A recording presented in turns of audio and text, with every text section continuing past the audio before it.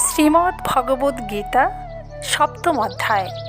এই অধ্যায় হল জ্ঞান বিজ্ঞান যোগ অধ্যায়। ওম নমঃ ভগবতে বাসুদেবায়। ওম তৎসৎ। বন্ধুরা, এর আগের পর্বে সপ্তম অধ্যায়ের তৃতীয় শ্লোকের বিশ্লেষণ করেছি।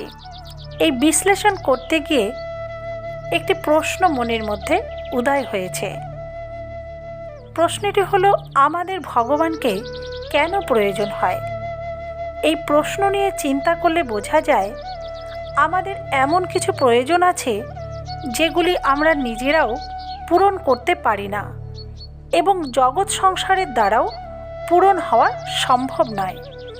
দুঃখ দূর করার জন্য এবং পরম শান্তি লাভ করার জন্য আমাদের ভগবানের প্রয়োজন নেই।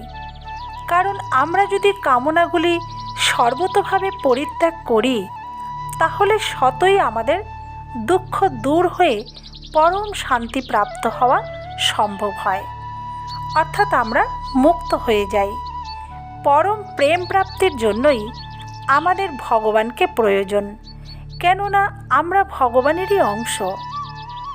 যেসব ব্যক্তি জাগতিক দুঃখ থেকে মুক্তি চায়, পরাধীনতা থেকে মুক্ত হয়ে স্বাধীন হতে চায়, তারা মুক্ত হয়ে যায়।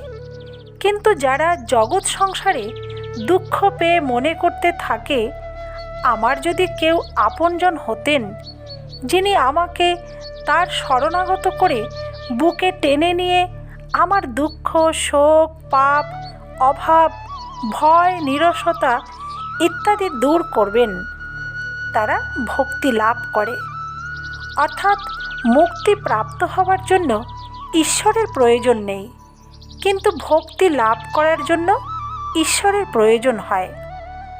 মানুষ যখন জানতে পারে যে এই বিরাট জগৎ সংসারে, অনন্ত ব্রহ্মাণ্ডে কোনো বস্তুই নিজস্ব নয়, কিন্তু যার একাংশে অনন্ত ব্রহ্মাণ্ড অবস্থিত, তিনিই একমাত্র আপন, তখন তার মধ্যে ভগবানের প্রয়োজন অনুভূত হয়।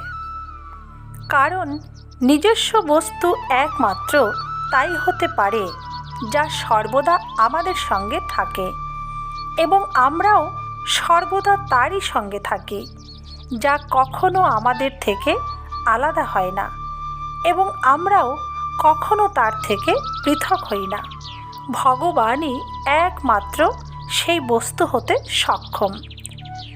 এখন প্রশ্ন হতে পারে, যখন মানুষের ভগবানকে প্রয়োজন, তখন ভগবানকে কেন পাওয়া যায় না? এর উত্তর হলো, মানুষ ভগবান প্রাপ্তি ছাড়াই সুখ ও আরামে থাকে, তাই সে এই প্রয়োজনকে ভুলে যায়। সে প্রাপ্ত বস্তু, যোগ্যতা এবং সামর্থ্যতেই সন্তুষ্ট থাকে। যদি সে ভগবানের প্রয়োজনীয়তা অনুভব করতে সক্ষম হয়, তাকে ছাড়া শান্তিতে থাকতে না পারে, তাহলে তার ভগবান প্রাপ্তিতে বিলম্ব হয় না। কারণ যা নিত্য প্রাপ্ত, তাকে পেতে দেরি হবে কেন?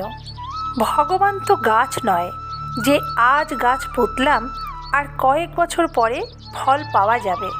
তিনি তো সর্বদেশে, সর্বসময়ে, সর্ববস্তুতে, সর্ব অবস্থায় ও সর্বপরিস্থিতিতে একইভাবে বিদ্যমান। আমরাই তার থেকে বিমুখ হয়ে থাকি। তিনি কখনো আমাদের প্রতি বিমুখ হন না। ধন্যবাদ বন্ধুরা। আমার চ্যানেলটিকে ভালো লাগলে অবশ্যই সাবস্ক্রাইব করে আমার পাশে থাকবেন। লাইক, কমেন্ট ও শেয়ার করতে একদম ভুলবেন না। শ্রীমদ্ ভগবদ্ গীতা হল সনাতন ধর্মের অন্যতম প্রধান ও পবিত্রতম ধর্মগ্রন্থ। এই ধর্মগ্রন্থই হলো গীতা। গীতা থেকে আমরা নিষ্কাম কর্ম, ভক্তি ও আত্মজ্ঞান উপলব্ধি করতে পারি। আমরা যদি প্রতিদিন গীতা পড়ি, তবে আমাদের মন শান্ত হয়, আত্মবিশ্বাস বাড়ে এবং আধ্যাত্মিক জ্ঞান বৃদ্ধি পায়। প্রতিদিন শ্রীমদ্ ভগবদ্ গীতা পাঠ করলে মনের শান্তি ও একাগ্রতা বৃদ্ধি পায় এবং মানুষের মনের ভেতরের ভয়, চিন্তা ও অহংকার দূর করে। শ্রীকৃষ্ণের এই মহামূল্যবান বাণী মানুষকে সঠিক কর্ম করতে এবং জীবনের আসল উদ্দেশ্য বুঝতে সাহায্য করে। ধন্যবাদ। ভালো থাকবেন, সুস্থ থাকবেন। জয় শ্রীকৃষ্ণ।